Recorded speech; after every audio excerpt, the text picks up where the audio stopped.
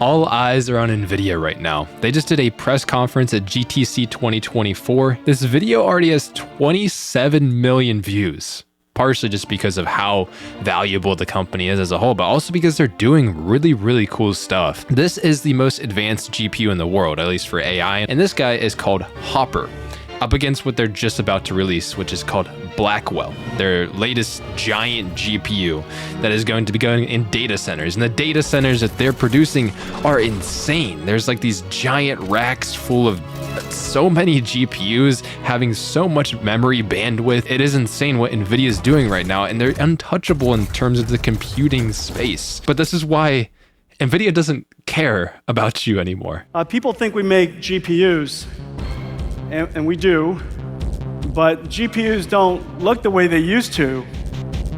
When somebody says GPU, I see this. This Blackwell GPU, this die that it's made on, is called GB102. The numbers, letters, they might not mean a whole lot to you. Well, Nvidia is calling their mainstream GPUs GB202. This is going to be their top-end RTX-50 series GPU. As far as we know right now, this might be coming out this year, which is really cool, exciting news. What's interesting is it's called 202, because previously we look at a GPU like the RTX-4090, obviously, and this is based on 8102, Ada Lovelace 102. This is the top-end chip for Ada Lovelace. This is what they're focusing on. Whereas you can see here, they're doing a different naming scheme with Blackwell. They're not prioritizing their consumer level GPUs anymore. And I don't blame Nvidia, like they're making so much more money with data center and AI stuff. But you can just see this like completely mentality shift. But that doesn't mean that with technologies like they're using with Blackwell here, like Blackwell GB102, that technology and that research and everything, that isn't going to be passed down to consumer GPUs. That doesn't mean we're going to get better prices, but let's look at the rumors and stuff that are about. This could be RTX 50 series, as I said. But AMD recently also released a GPU into the Western market, but this GPU was really bad when it launched. And let's just talk about how that one has improved in the market because of some driver updates and stuff like that. And also Intel's Battlemage GPUs are starting to get leaks and stuff that they're supposed to be coming out in Q2 of this year, so sooner than you would think. And the PS5 Pro, you got to know what the console side is looking like to care about the PC side. Let's jump into it right after a word from our sponsor. Brilliant. Maybe you can, but I'm not a scientist. If you're anything like me, you're a tinkerer. Whether it's graphics settings to optimize your games or overclocking your graphics card like what's going on here, Brilliant is the best place to learn and tinker with your mind. They've got tons of courses on coding, math, probability, statistics, or whatever you want to learn. It is so convenient to pick up and start anytime, anywhere, and at your own pace. Like seriously, they have courses from beginner to advanced. They got everything. What's amazing is these things will stick with you forever. You can apply something like scientific method to your everyday life or work towards a career and a brighter future with this kind of knowledge. So what are you waiting for? Start learning with Brilliant today. The link is in the description, brilliant.org/vex. The first 30 days are completely free for everyone, and the first year is 20% off. So I challenge you to learn and keep improving every day. Let's jump back into the video. So first off with RTX 50 series, GB202 Blackwell GPUs from Copite 7 Chemi, probably the one true hardware leaker in terms of GPUs and CPUs and all that kind of stuff in this space. And what he's saying is that GB202 will use the same process node as GB100. So that means that they're going to be manufacturing them basically at the same fabrication place. But just because it says TSMC 4N Nvidia, that doesn't mean it's actually 4 nanometer. That means it's 5 nanometer, which is a little bit weird because Nvidia's RTX 40 series graphics cards, I'm pretty sure these are on 5 nanometer. So we're not getting a different process node significantly for 50 series or Blackwell chips in general. There's going to be a 30% increase in density. So theoretically, we could be getting a 30% increase in overall performance, whether that be graphics performance, AI performance, we don't really know right now, could be happening for the same size of chip. Copite also talked about that there's going to be a little bit more L1 cache, very fast, basically memory that's right on top of the chip and allows the GPU to get more data. But something that may help more with memory bandwidth. Now, this page looks really similar. They use the same art pretty much for the GPU, but it is what it is, okay? Here is what's important here is memory bandwidth. And the RTX 4090, for example, has a lot of memory bandwidth. In terms of what it's capable of, it's like a terabyte per second of memory bandwidth. And that's because of a couple of factors. It has GDDR6X memory and a 384-bit memory bus. The memory itself is quite fast with GDDR6X. It's actually capable of 21 gigabits per second memory. What's gonna happen with the new GPUs? Well, the new one, it seems like, is going to be also a 384-bit memory bus, so the big 5090 or whatever the heck, whatever the fully fledged chip is going to be, but it's going to be using GDDR7 memory. And what Copite7 Chemi is saying is that it's going to be 28 gigabits per second of bandwidth, which is pretty wild because the RTX 4090 had 21 gigabits per second of bandwidth.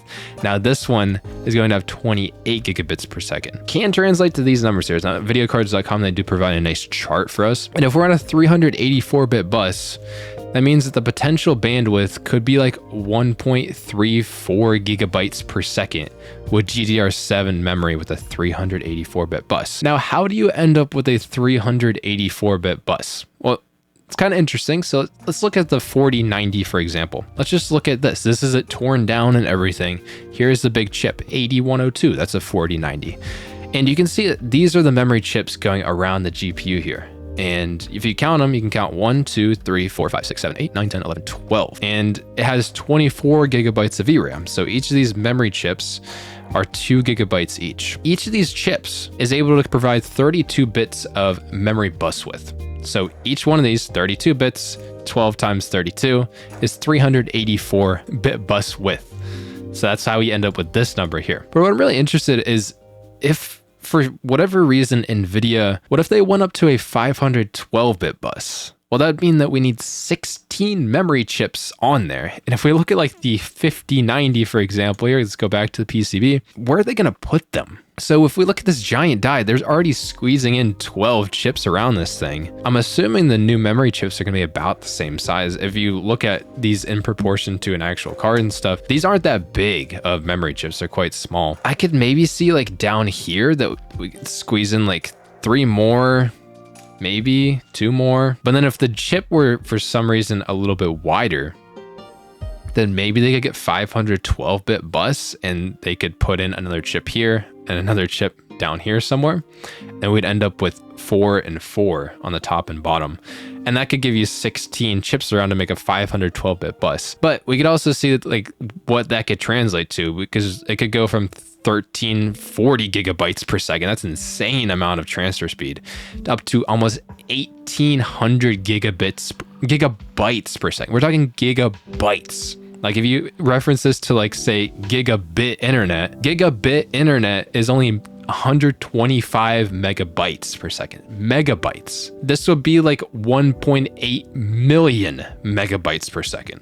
So if you just want to reference how fast this is, it's very, very fast. I'm wondering if Nvidia will ever try to do like a 512-bit bus. I don't expect the actual, the process of making something like this gets that much cheaper, but what you want to cut costs on is probably the materials that you use and try to be more efficient with the bus width that you have and all that kind of stuff, which is again where GDDR7, faster RAM itself, can be really good. And what we're seeing with this possible generation of GPUs is probably something that's going to be kind of scummy, because there's 2 ways where Nvidia could handle this.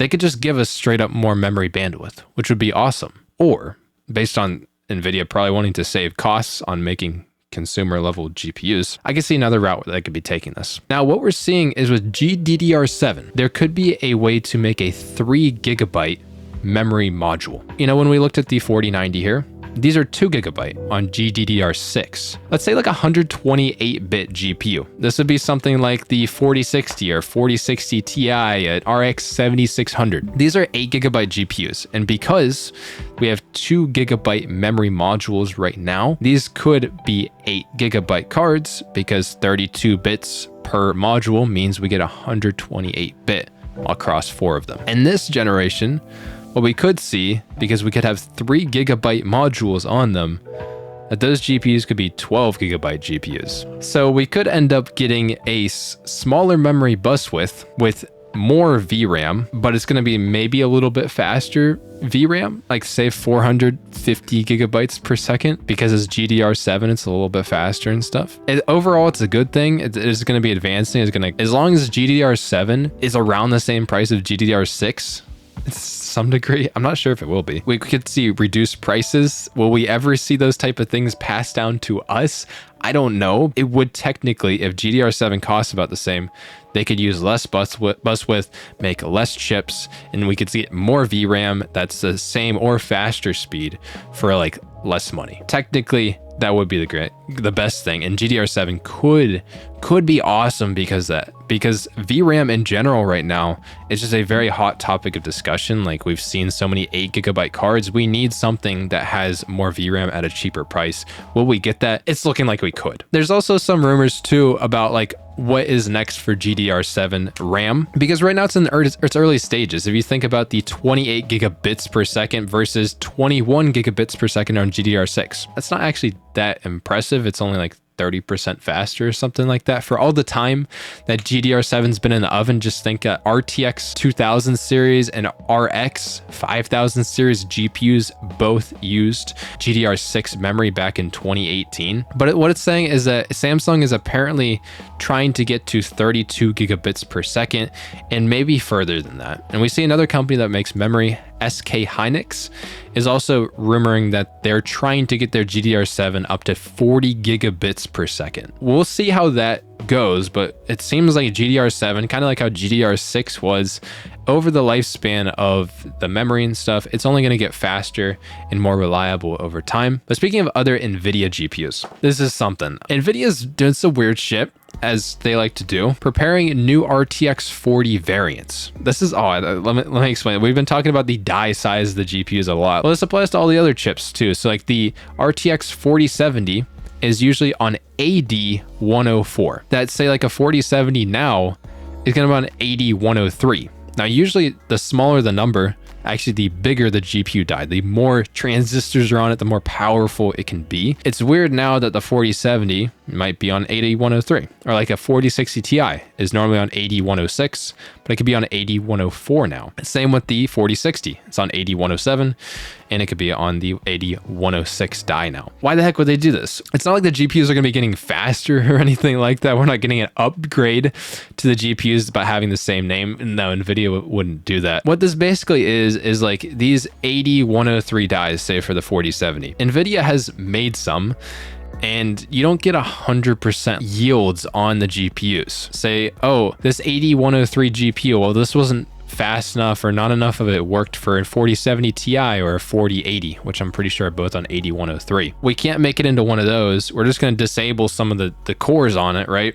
And we're just going to sell it as an RTX 4070. If you buy a 4070 and you happen to get one that's an AD103 one, you're not really guaranteed to get any better performance, and usually there's absolutely no way to unlock those extra cores, and even if you did, most of them probably won't work, so it doesn't matter. Nvidia basically does this to save on some cost throughout a GPU's life cycle and stuff like that, and that's what we're seeing right now. So that probably means also that Nvidia is maybe starting to run a little bit lower on stock of the Ada Lovelace chips, the RTX 40 series chips, because now they're digging into their what can they salvage and trying to save costs at this point. So maybe they're ramping up production in order to make RTX 50 series with Blackwell and all that kind of stuff. That's another way to think about it. I'm not 100% sure if that logic checks out. It's just interesting though. All companies do this. Other Nvidia news, they did something crazy. Like, just check out this and let me know what you think. I'm sure he'll be thrilled to receive such a top-secret, life-altering parcel. I'll go confirm it myself. Excuse me. Can you imagine giving a speech without any sleep? Did that kind of look like just somebody wrote the dialogue kind of weird and stuff? Oh, maybe the writers and the voice actor could have been better. Now, let me surprise you. Maybe it doesn't surprise you because it kind of shows you in the title right here. But this is all AI. Every single part of it. The voice itself is AI generated. The text and response dialogue basically is AI generated. And I'm pretty sure the lip syncing to what the character is saying is also AI generated. And this is all based on Nvidia ACE. Now, what Nvidia is showing here is in-world AI. This is basically like a tool for developers to use in games. And this does open up a lot of possibilities. You could get different interactions with characters, and you could have different experiences every time you play the game, or you could just get completely generated, hopefully fun pieces of content within a game. So there's a lot of potential here for developers to work with. And it kind of reminds me of something like, say, like Dragon's Dogma 2 that just came out recently, like disregarding the performance with it. Something that's so cool about that game is just like all the kinds of scenarios that you can run into in the game. And no, it isn't like this crazy like generative AI process to come up with those situations, but just the sporadicness of what could happen in the world and how it feels alive and stuff. And that really excites me. And something that could happen with AI in games is that it could be like this fluid experience someday. Is he carrying around a person? What the?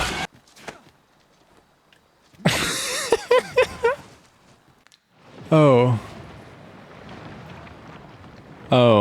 someday it could be like that. I'm not sure if it's anywhere close to it right now. Like, to me, how this guy talked was pretty uncanny, but it's getting there. Now, if you want to look at Nvidia's website here, I'll leave it, all links for everything are in the description. They do have like a whole like press briefing here, or article, just showing you all the stuff they worked on, what kind of games are going to be using it. Like, there's one here. This one creeped me out, but you can listen to this. As my cultivation deepens, the Chu Chi surges. Fortunately, this place has a concentrated spiritual energy and harmonious element, making it this game's kind of weird. So I think what's happening here, to me, this sounds like an AI voice. an ideal spot for my immersion in cultivation. Apparently, this was originally in Chinese. It sounds like an AI voice. So they're taking the Chinese voice and then making it English. And they're also changing the lip syncing in the game so it looks like they're talking English. Like, if you've ever seen like a dub of a movie or a dub of a game, when it was in another language to begin with and then it's like translated to English or dubbed over in English, and the lip syncing is always off. Like, and you can't really fix that except for something that could theoretically do this a lot faster, maybe a little lifeless, but at least you could get proper lip syncing in a game in a language that the game wasn't originally made in. I'm excited to see where it goes. I just want to keep you guys updated on the AI tech because Nvidia is genuinely doing some really cool shit, and all that money that they have is going to allow them to do more cool shit, except I wish their GPU prices would come down, but they don't care about that. Something else Nvidia has been working on is Nvidia Omniverse, which I think is absolutely wild. So this is kind of like a basically real world simulation. So you can see like the ray tracing effects, but also realistic physics. So like, look at this. Boom. This is crazy.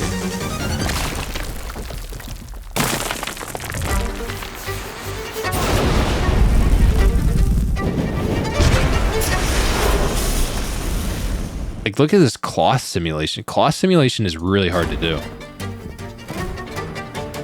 And I'm assuming that they're doing this in like moderately decent processing power. One of the things that they're using this for is actually training AI robots to take over the world.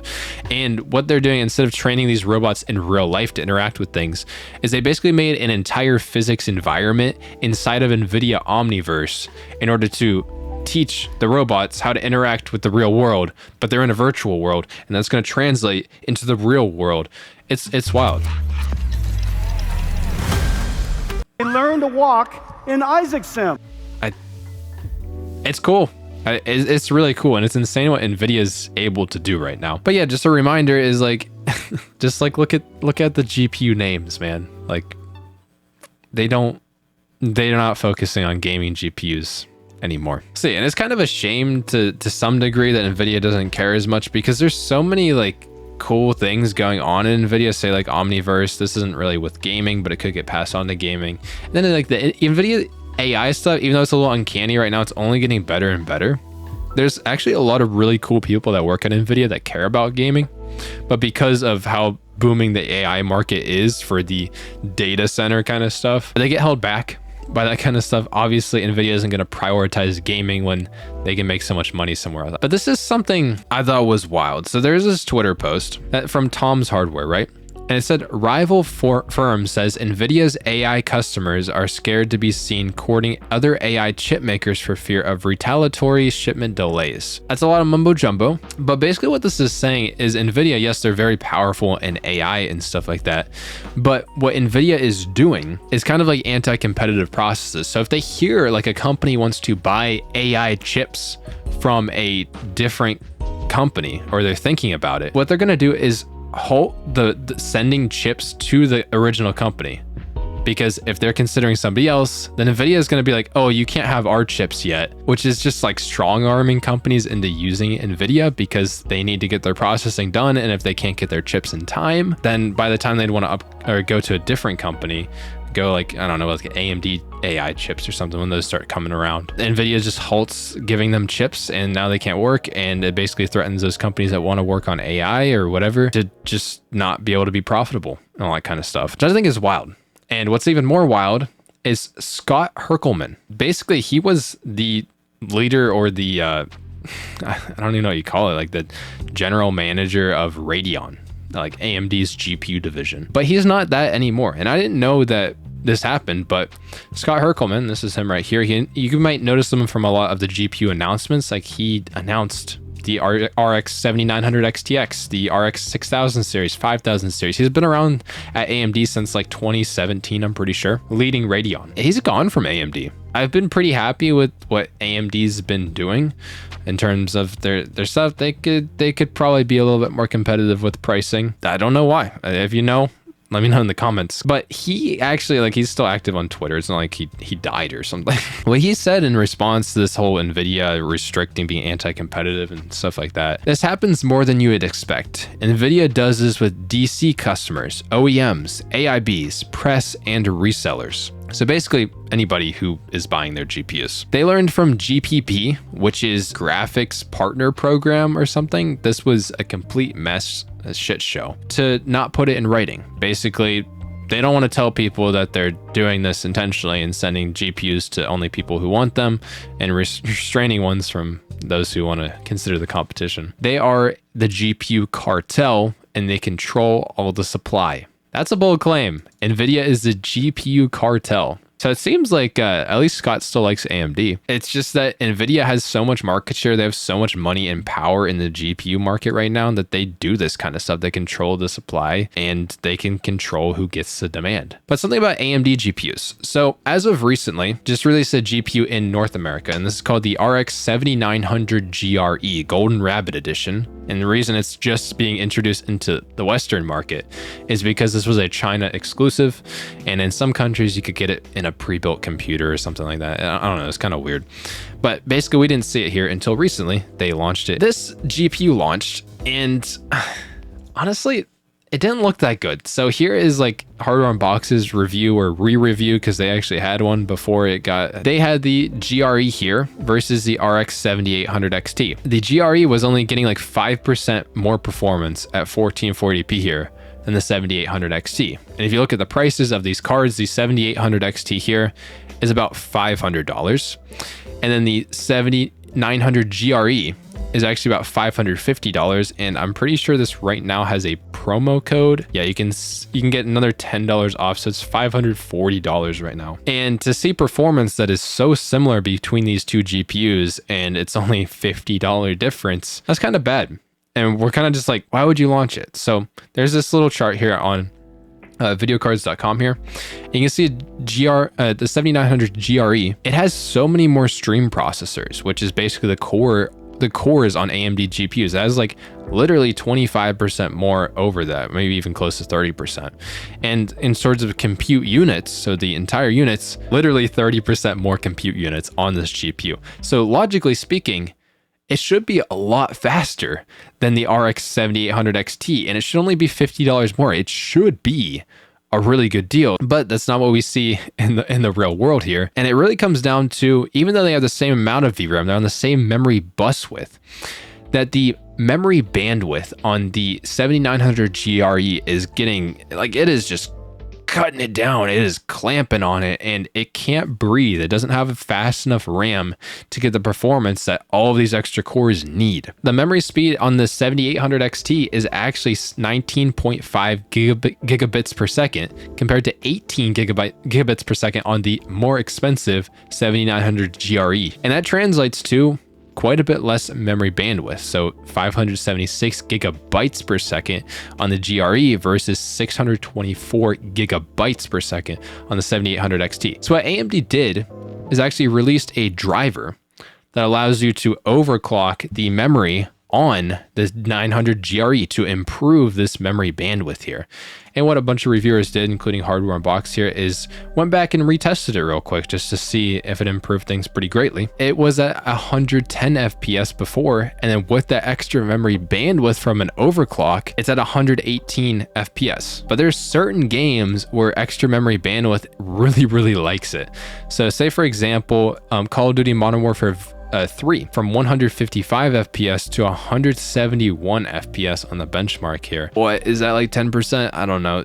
You guys are gonna check me in the comments like, you can't do math in his head. Yeah, I know I can't do math in my head. 10%. So like you can get certain games that really like memory. You could see here like the 7900 GRE is actually beating out the 7900 XT, which is a $700 graphics card, and a $550 graphics card is beating it because of that memory overclock. And there's other games where it just doesn't matter. So like say here, oh, he has the 4070 super highlighted here, but the 7900 GRE, like it went from 66 to 68 with the overclock. Like there's certain games where it just doesn't matter. This really does beg the question, why did it not just launch with faster memory to begin with? I think the best theory, and I think this is from Daniel Owen, maybe they wanted to keep the power budget around the same amount as the 7800 XT so that they could use the same coolers on the GPUs. It might surprise you, but having faster memory does increase the system like power draw by a lot. Memory is actually pretty power hungry. I'm not 100% sure. I don't know why else they'd want to do something like this,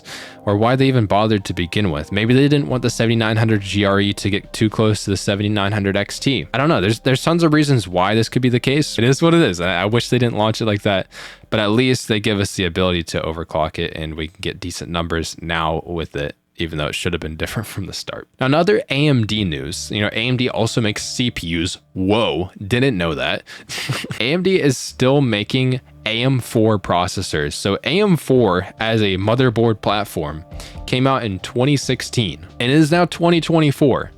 And they continue to release CPUs for this. But basically all a 5000 XT CPU is, it's just an overclocked or slightly higher performance version of a normal X CPU. But I'm assuming that this again is just like overstock, and maybe these are good chips and they're just like, hey, we're going to release these as faster CPUs and we're not going to throw them in the trash because at least they're not going to be e-waste or something like that. Maybe they found certain CPUs that could achieve more than what the normal X variations of the CPUs could, and now they're just going to reuse them. And it's just yet another upgrade that you can still have on AM4. AM4 will never die. In terms of CPUs, there's also another competitor, Intel. But also Intel is now competing with GPUs. And Battlemage is a new GPU generation. So Intel first started with Intel Arc Alchemist GPUs. They've come out kind of with mixed success. They've definitely improved a lot since launch with a ton of driver updates and kind of stuff. But people have been very much hyping up Intel Battlemage GPUs because it seems like the only GPUs right now that are exciting, where Intel has been not scared to compete in the lower end GPU market. Like an Arc A750 is like $200 or so. And there just isn't that many options down there. The second generation usually learns a lot of lessons that the first generation did. There's actually been some leaks now. These are supposed to come out in Q2 of this year. And what people have seen is that on some benchmark websites that they've seen some results from them. I don't know what the heck this is. Sci Software Open Benchmark Ranker. I don't know what this is. The new Battlemage GPU leaks don't look that good. These are going to be on XE2 processors, whereas the original ones were on XE processors, so generation 1 processors, cores. Or the Battlemage GPUs, it depends how much they cost, but they're coming in slower than the A750 and A770. So if they're a lot cheaper, good. If they're not cheaper, bad. Well, we could maybe extrapolate a little bit. Whatever an EU is, I'm not sure. let me know if you know, is that there's less EUs on these. So it's possible that these ones are lower end GPUs that might, you know, maybe cost under $200. Something else cool about them is that they're rumored to be having 12 gigabytes of VRAM. And if they are cheaper, that would be really cool. But even to have a card, if it could get similar performance to an A750, but if it came in at $200 or even a little less than that with 12 gigabytes of VRAM, that would also be really cool, just to get more VRAM at a pretty cheap price point. So that's exciting in terms of GPUs for Intel. What about CPUs? Well, obviously, we're going to be seeing Meteor Lake CPUs or Arrow Lake GPU or CPUs later on this year. That should be pretty exciting. They're like completely new way of making Intel CPUs. Intel also did release one recently called the 14900KS. The reviews don't even need to exist. Like, just check this out.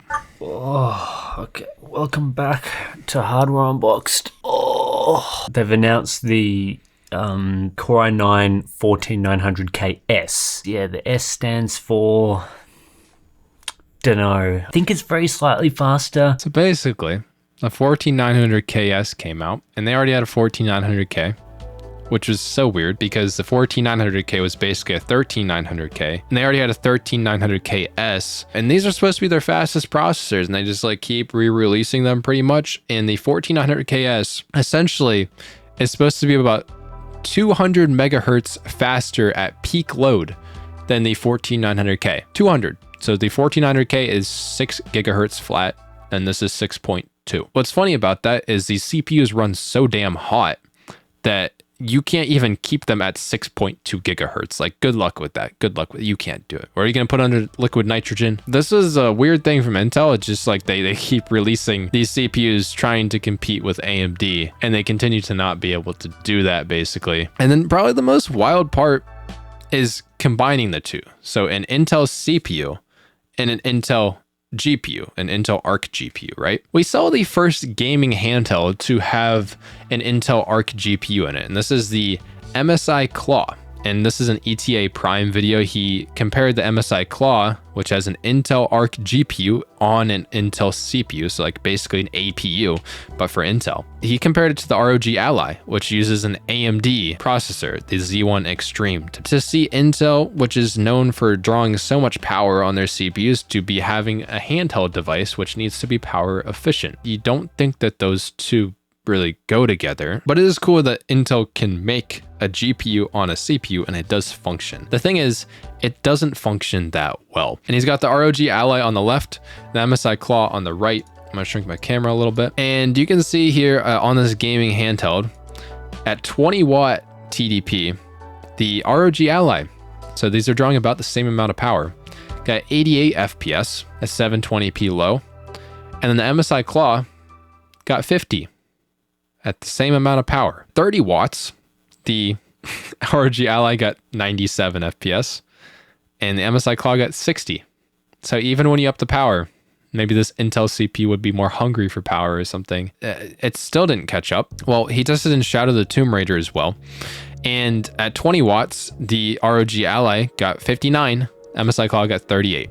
30 watts, 64 on the Ally, 42 on the Claw. And here on Horizon Zero Dawn, 20 watts, 74 FPS on the ROG Ally, 32 on the MSI Claw. The same amount of power, and you're getting less than half the performance.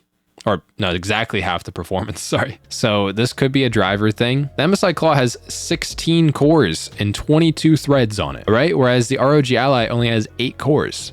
So what could be happening here is that because this is a mobile device, like it's limited on how much power it can draw. If the CPU that has so many damn cores on the Claw can't get enough power, so it doesn't have enough power to divide between the two, whereas the ROG Ally doesn't have to use as much power on the CPU. It can work more on the GPU and that kind of stuff. So there's potential that the Claw could be a lot faster. We'll have to see how that goes in the future. If driver updates could change that, maybe they could disable some of the cores on the CPU to save some power. Because do you need that many cores on a mobile gaming handheld? You really don't. And this basically made the Claw launch with really mixed reviews. I just looked up MSI Claw. I think a really big indicator if something is popular or not is just by the views that it's getting.